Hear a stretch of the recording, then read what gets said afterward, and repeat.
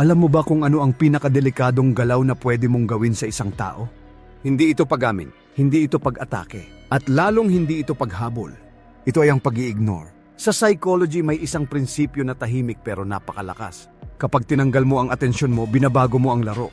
Kapag tumigil ka sa pag-react, nagsisimulang magtanong ang isip ng tao. At kapag hindi ka na available, doon ka nagiging mahalaga. Ang totoo? Hindi lahat ng laban ay kailangang sagutin. Minsan, ang pinakamalakas na posisyon ay ang hindi paggalaw. Sa video na ito, pag-uusapan natin ang power of ignoring ayon sa psychology. Kung bakit mas lalo kang hinahabol kapag tumigil ka. Kung bakit mas tumitindi ang emosyon kapag wala kang reaksyon. At kung paano nagiging sandata ang katahimikan. Bago tayo magsimula, kung gusto mo ng mga ganitong topic tungkol sa human psychology, emotions at behavior, huwag mong kalimutang mag-subscribe dito sa ating channel para lagi kang updated sa mga bagong kaalamang ibabahagi ko. 1. Bakit mas lalong nahuhumaling ang tao kapag hindi mo pinapansin? May isang simpleng eksena na halos lahat tayo naranasan na. Noong una palagi kang nagre-reply, mabilis, interesado, present, palagi kang available, palagi kang may reaksyon. Pero isang araw tumigil ka. Hindi ka na agad sumasagot. Hindi ka na palaging online. Hindi ka na nagbibigay ng parehong enerhiya. At doon nagsimula ang pagbabago. Biglang mas madalas siyang mag-message. Mas mahahaba ang chats. Mas maraming tanong. Mas maraming effort. Bakit ganun? Sa psychology, may tinatawag na scarcity principle. Kapag ang isang bagay ay laging available, bumababa ang perceived value nito. Pero kapag bigla itong naging limitado o mahirap makuha, tumataas ang desirability. Ganito rin ang atensyon. Kapag palagi mong ibinibigay ang oras, validation at reaksyon mo sa isang tao, nagiging normal ito sa kanila. Nagiging expected.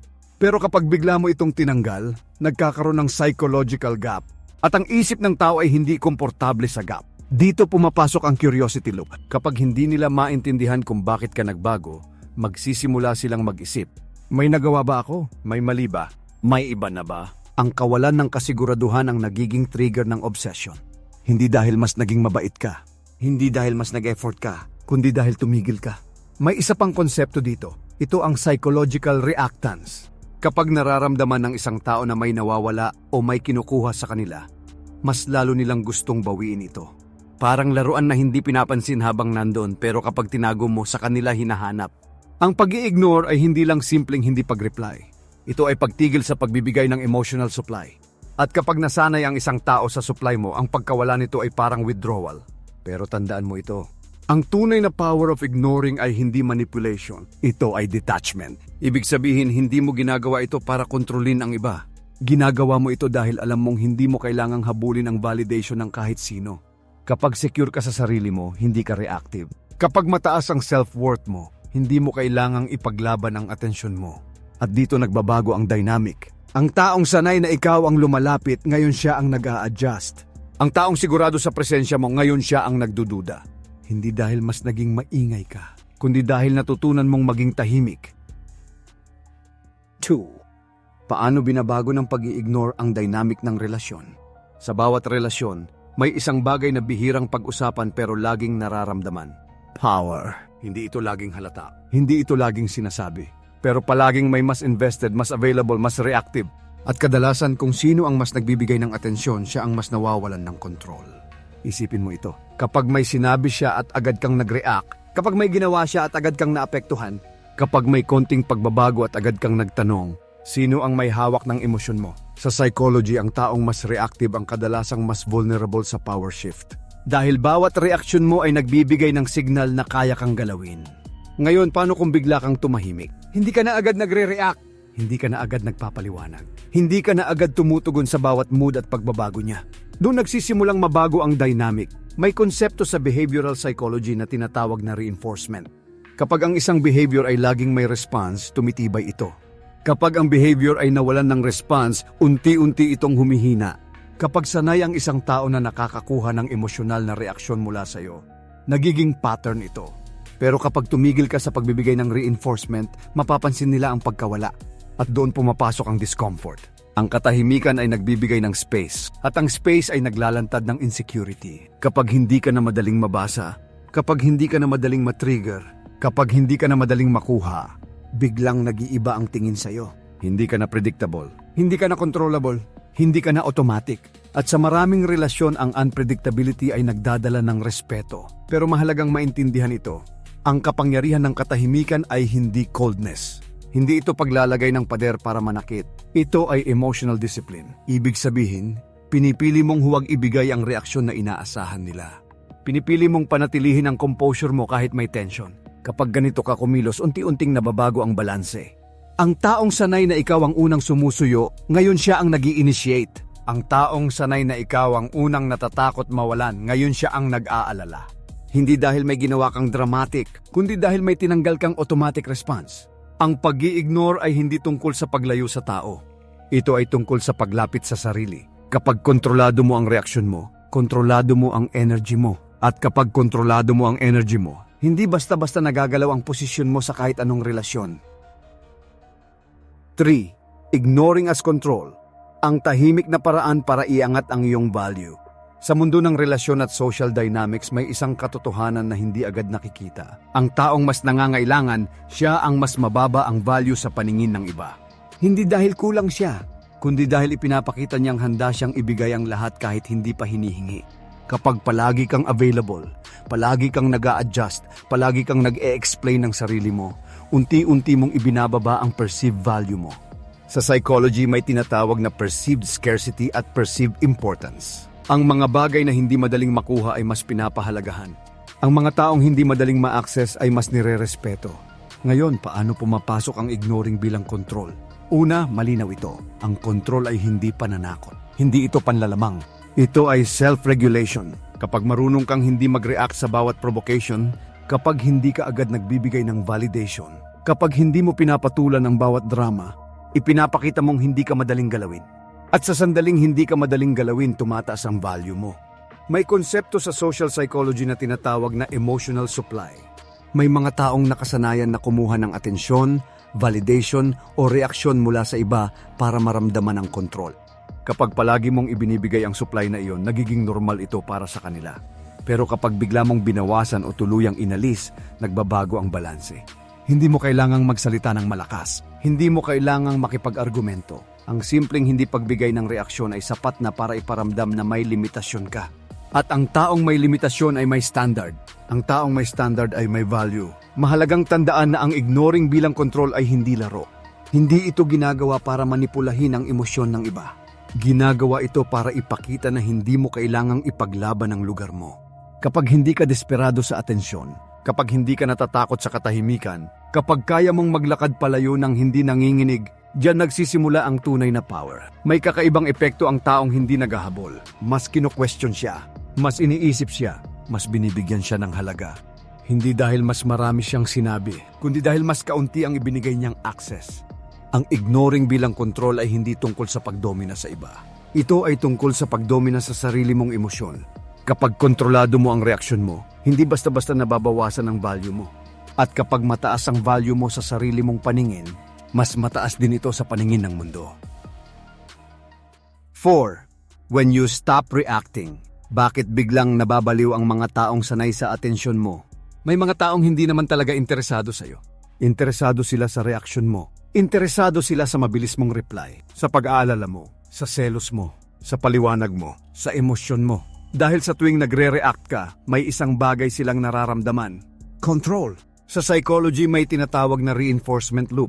Kapag ang isang behavior ay paulit-ulit na may reward, lalo itong tumitibay. Kapag may sinabi sila at nagalit ka, reward iyon. Kapag nanahimik sila at hinabol mo, reward iyon. Kapag nagbago ang tono nila at nagpanik ka, reward iyon. Hindi man nila sinasadya, nasasanay silang kaya kanilang galawin. Ngayon, paano kung bigla kang tumigil? Wala nang mahabang explanation. Wala nang emotional reaction. Wala nang habol. Wala nang drama. Tahimik ka lang. Dito nagsisimula ang psychological disruption. Kapag nasanay ang isang tao sa predictable mong response, nagiging bahagi ito ng kanilang sense of control. Kapag tinanggal mo iyon, nawawala ang pattern na kinapitan nila. At ang utak ng tao ay ayaw ng pagkawala ng kontrol. May konsepto na tinatawag na psychological reactance. Kapag pakiramdam ng isang tao ay may nawalang access o impluensya, mas lalo nila itong gustong bawiin. Kaya biglang mas madalas ang chat, mas sweet ang tono, mas curious sila sa ginagawa mo. Minsan mas dramatic pa, hindi dahil mas minahal ka nila bigla, kundi dahil nawala ang dating nilang hawak sa emosyon mo. Kapag tumigil ka sa pag-react, nagiging salamin ka. At sa katahimikan mo, mas naririnig nila ang sarili nilang insecurity. Bakit hindi na siya nagagalit? Bakit hindi na siya naghahabol? Bakit parang okay lang siya kahit wala ako? Ang mga tanong na ito ang nagiging ingay sa isip nila. Mahalagang linawin ito. Ang pagtigil sa pag-react ay hindi pagiging cold o walang pakialam. Ito ay emotional maturity. Ibig sabihin, hindi mo hinahayaan ang bawat maliit na bagay na kontrolin ang mood mo. Hindi mo hinahayaan ang bawat pagbabago ng iba na yumanig sa identity mo. Kapag ganito ka kumilos, may nangyayaring shift. Ang taong sanay na ikaw ang nag-a-adjust, ngayon siya ang nag-iisip kung paano ka babalikan. Ang taong sanay na ikaw ang takot mawalan, ngayon siya ang nakakaramdam ng pagkawala. Sa huli, ang dahilan kung bakit tila nababaliw ang mga taong sanay sa atensyon mo ay simple. Nawala ang supply. At kapag ang isang tao ay nasanay sa isang bagay na nagbibigay sa kanila ng control, validation o ego boost, ang pagkawala nito ay parang shock sa sistema nila. Kaya tandaan mo ito. Minsan, ang pinakamalakas na paraan para maibalik ang respeto ay ang pagtigil sa pagbibigay ng libreng reaksyon. Dahil kapag tumigil ka sa pag-react, doon nagsisimula ang tunay na pagbabago ng laro. 5. The scarcity effect. Bakit mas nagiging mahalaga ka kapag hindi ka available? May isang simpleng prinsipyo sa psychology na nakakaapekto sa halos lahat ng relasyon. Kapag ang isang bagay ay laging nariyan, hindi ito masyadong pinapansin. Kapag ito ay naging bihira, bigla itong nagiging mahalaga. Ito ang tinatawag na scarcity effect. Isipin mo ang sarili mo sa isang relasyon o kahit sa social circle. Kapag palagi kang present, palagi kang sumasagot, palagi kang handang makinig, nagiging bahagi ka ng routine nila. At ang routine, kahit gaano pa ito kaimportante, ay madalas hindi pinahahalagahan hanggat hindi nawawala. Ngayon, paano kung hindi ka na laging available? Hindi mo na agad sinasagot ang bawat tawag. Hindi ka na palaging sumasama. Hindi ka na palaging nakaabang sa mensahe nila. Biglang may nagbabago. Sa behavioral psychology, ang intermittent availability ay mas nakakapagpa-engage kaysa constant availability. Kapag hindi sigurado ang tao kung kailan ka available, mas nagiging attentive sila. Mas pinapansin nila ang oras mo. Mas iniisip nila ang presence mo. Mas nararamdaman nila ang pagkawala mo kapag wala ka. Hindi dahil naging mas mahusay ka bigla, kundi dahil naging limitado ang access sa'yo. May isa pang aspeto dito. Kapag hindi ka laging available, ipinapakita mong may sarili kang mundo. May sarili kang priorities. May sarili kang value na hindi umiikot sa kanila. At sa psychology ng attraction at respect, ang taong may sariling buhay ay mas mataas ang perceived status. Kapag palagi kang naghihintay, ipinapakita mong sila ang sentro. Kapag hindi ka laging available, ipinapakita mong ikaw ang may control sa oras at energy mo. Mahalagang maintindihan ito ng tama. Ang pagiging hindi available ay hindi pagiging distant o walang pakialam. Hindi ito pagpapahirap sa iba. Ito ay pagtatakda ng healthy boundaries. Kapag alam mong may limitasyon ang oras at emosyon mo, mas pinipili mo kung saan ito ilalagay. At ang taong marunong pumili kung saan ilalaan ang energy niya ay mas nirerespeto. Ang scarcity effect ay hindi taktika para manipulahin ang iba. Ito ay paalala na hindi mo kailangang maging laging present para maging mahalaga. Minsan, ang halaga mo ay mas nakikita kapag natutunan mong hindi laging ibigay ang sarili mo. 6. Mastering the art of detachment, ang psikolohiyang lihim sa likod ng pag-iwas. May pagkakaiba ang pag-i-ignore at detachment. Ang pag-i-ignore ay isang aksyon. Ang detachment ay isang estado ng isip. Maraming tao ang nagtatangkang mag-ignore pero sa loob nila puno pa rin ng emosyon. Gusto pa rin nilang mapansin. Umaasa pa rin silang hahabulin. Nasasaktan pa rin sa bawat hindi pag-reply. Iyon ay hindi detachment. Iyon ay suppressed reaction. Ang tunay na detachment sa psychology ay emotional independence. Ibig sabihin, hindi nakatali ang peace of mind mo sa behavior ng ibang tao. Kapag may hindi nag-reply, hindi ka nag-overthink. Kapag may nagbago ng tono, hindi ka agad natitinag. Kapag may umalis, hindi mo kinu-question ang halaga mo. Bakit? Dahil ang sense of value mo ay hindi nakaangkla sa validation nila. May konsepto sa attachment theory na nagsasabing may mga taong anxious at may mga taong secure.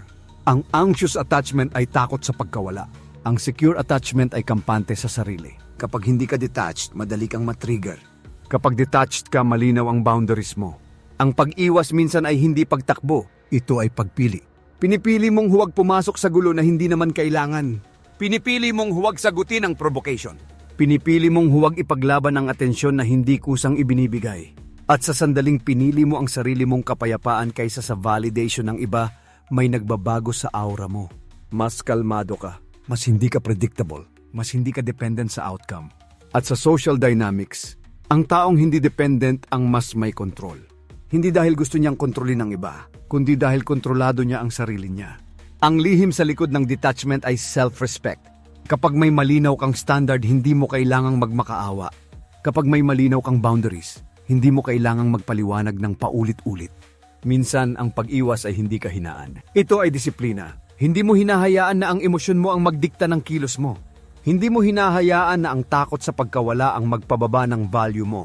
Ang pagmaster ng detachment ay hindi tungkol sa pagiging malamig. Ito ay tungkol sa pagiging buo kahit sino pa ang manatili o umalis. Dahil kapag buo ka sa sarili mo, ang pag-i-ignore ay hindi na taktika. Ito ay natural na resulta ng taong alam ang kanyang halaga. 7. Emotional withdrawal. Bakit mas masakit ang pag-i-ignore kaysa sa direktang pagtanggi? May dalawang paraan para tumanggi sa isang tao. Una, ang diretsong pagsasabi ng hindi. Malinaw, masakit, pero tapos. Pangalawa, ang tahimik na paglayo. Walang paliwanag. Walang malinaw na sagot. Unti-unting pagkawala. At sa maraming pagkakataon, mas masakit ang pangalawa. Bakit mas mabigat ang pakiramdam ng pag-i-ignore kaysa sa direktang pagtanggi? Sa psychology, ang tao ay naghahanap ng closure. Gusto natin ng malinaw na sagot. Gusto natin ng tiyak na katapusan. Kapag may nagsabi ng hindi, kahit masakit, may hangganan ng pag-iisip. Alam mong doon nagtatapos. Pero kapag emotional withdrawal ang nangyari, nagiiwan ito ng bukas na pinto sa isip. May mali ba akong nagawa? May pag-asa pa ba? Bakit siya nagbago? Ano ang kulang sa akin? Ang mga tanong na ito ang nagpapalalim ng sakit. May konsepto na tinatawag na uncertainty distress. Mas nahihirapan ang utak sa hindi malinaw na sitwasyon kaysa sa malinaw na rejection. Kapag walang eksaktong sagot, ang isip ang gumagawa ng sariling kwento. At kadalasan mas mabigat ang kwentong yon kaysa sa realidad. May isa pang dahilan kung bakit mas masakit ang pag-i-ignore. Ang social pain ay aktibo sa parehong bahagi ng utak na konektado sa physical pain. Kapag nararamdaman mong hindi ka pinapansin o hindi ka mahalaga, ang utak mo ay nagre-react na parang may tunay na sugat. Ang direktang pagtanggi ay isang malinaw na sugat. Ang pag-ignore ay mabagal na pag-alis ng koneksyon. Parang unti-unting pinapatay ang komunikasyon ng walang paalam. At dahil walang malinaw na dahilan, mas nagiging personal ang tama. Iniisip mo na baka may kulang sa'yo, na baka hindi ka sapat, na baka ikaw ang problema. Pero mahalagang maintindihan ito. Ang emotional withdrawal ay kadalasang refleksyon ng kakayahan ng taong umiwas, hindi ng halaga ng taong iniwan. May mga taong hindi marunong humarap sa confrontation. Mas madali para sa kanila ang tumahimik kaysa magpaliwanag. Sa kabilang banda, may pagkakataon din na ang pag-withdraw ay paraan ng pagprotekta sa sarili. Kapag ang isang tao ay pagod na o hindi na healthy ang dynamic, ang paglayo ay nagiging defense mechanism. Ang dahilan kung bakit mas masakit ang pag-i-ignore ay dahil iniiwan ka nito sa gitna ng kawalan ng kasiguraduhan. Walang malinaw na simula ng katapusan. Walang malinaw na linya kung saan ka tatayo. Pero tandaan mo ito, ang katahimikan ng iba ay hindi sukatan ng halaga mo. Ang pag-alis nila ng walang paliwanag ay hindi ebidensya na kulang ka. Minsan ang pag-i-ignore ay hindi tungkol sa iyo. Ito ay tungkol sa kakayahan nila na harapin ang emosyon. At kapag naintindihan mo yon, unti-unting nababawasan ang sakit na dala ng katahimikan.